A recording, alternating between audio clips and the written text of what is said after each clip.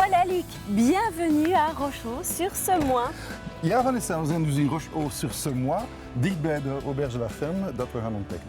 Nous allons découvrir l'auberge de la Ferme, une auberge originale aux 1000 facettes et en tout cas hors du commun, qui d'ailleurs se trouve juste derrière nous. Ja, laten we kijken op de beelden, wat ze hier allemaal in petto hebben. Et regardons cela tout de suite.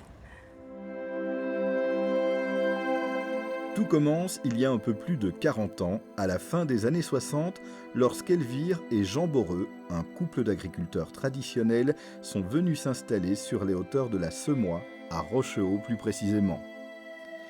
Il est vrai qu'ils venaient riches uniquement de leur valise d'agriculteurs, vous découvrirez plus loin que leur destinée est hors du commun. Très rapidement, ils réalisent que la région attire de plus en plus de touristes en quête de villégiature. Cette demande croissante les pousse à diversifier l'activité agricole. Ils transforment alors petit à petit et à leur rythme l'ancienne ferme en petit gîte rural de campagne muni de quelques chambres d'hôtes pour touristes. Les premiers clients étant ravis de leur passage, le gîte et le couvert de plus en plus accueillants, la capacité va s'accroître assez rapidement jusqu'à 8 chambres avec une seule salle de bain sur le palier. Il est vrai qu'à cette époque, la clientèle n'exigeait pas beaucoup de l'hôtelier et encore moins une salle de bain individuelle. La réputation de la cuisine simple mais goûteuse d'Elvire sera quant à elle de plus en plus reconnue. Citons au passage les excellentes omelettes au jambon d'Ardenne, les pains gris maison ainsi que les produits agroalimentaires. La ferme auberge était née et avec elle, la destinée d'une famille sera tracée comme un sillon agricole qui n'en finit pas de sinuer depuis bientôt 40 ans puisque c'est en 1974 que débuta la diversification agricole chez les Boreux. Quelques années plus tard, début des années 90, la ferme auberge des parents Boreux changera de main et de nom. La clientèle, de plus en plus demandeuse de confort, va en effet inciter Elvire et Jean à vouloir apporter plus de confort. Michel Boreux, le troisième fils de la famille, fraîchement diplômé de l'école hôtelière de Bouillon, va tout naturellement proposer à ses parents de reprendre l'infrastructure existante pour la tendre vers le haut vu les investissements qu'il fallait réaliser. Ce sera donc dorénavant de l'auberge de la Ferme qu'il faudra parler.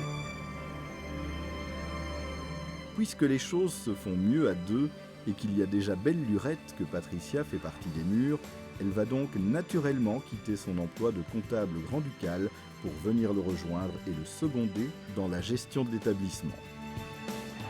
Un heureux mariage en découlera en 1993 et 3 naissances dans les 3 années qui suivirent.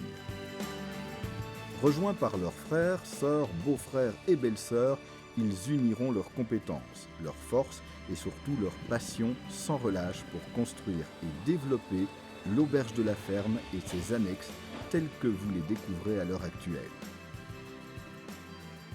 La réputation et la qualité de l'établissement seront le fruit de l'esprit de famille et de la motivation qui règne au sein de l'équipe. Une équipe soudée, prête à se donner au travail sans compter pour satisfaire au mieux sa clientèle. Notons au passage qu'il n'est pas rare déjà de croiser dans nos murs l'un ou l'autre adolescent de Patricia et Michel. C'est vrai qu'Héloïse, fille aînée de ceux-ci, n'hésite pas à seconder sa maman à l'accueil ou là où elle peut se rendre utile. Quant à Arnaud, sur les traces de son père, vous le trouverez certainement dans les cuisines, s'affairant autour d'un fourneau de la taverne. Et Jordan mettra lui la main à la pâte quand le besoin s'en fait sentir. Si vous passez par la ferme, ce sera John Boreux, le fils de Christine et Marc au volant d'un tracteur que vous pourrez probablement rencontrer. Comme son père, passionné de l'élevage limousin, il a bien l'intention de pérenniser la seule ferme du village. Quant à sa sœur, Alison, ce sera plus vite aux côtés de son papa dans les vaches qu'elle sera car elle ne cache pas son plaisir à nourrir les animaux avec lui. Voilà, le décor est planté. Laissez-vous maintenant guider pour une trentaine de minutes à la découverte des installations et de ce qu'il est possible de faire avec nous lors de votre séjour à Rochehaut. Mais avant cela, puisqu'elles arrivent toutes seules sans nécessairement les demander, quelques récompenses et prix sont venus saluer notre travail et conforter nos choix. C'est le cas par exemple de ce Grand Prix Talentis Wallon reçu des mains de Sa Majesté le Prince Philippe, ou encore de ce coq de cristal remis à la foire agricole et forestière de Libramont pour récompenser notre bière, la fameuse cuvée de Rochehaut. Sans oublier ce Godefroy économique reçu de la province de Luxembourg pour encourager notre gestion rigoureuse et dynamique. Et pour terminer, ce lauréat national attribué à Michel et Patricia Boreux par les Jeunes Chambres économiques de Belgique.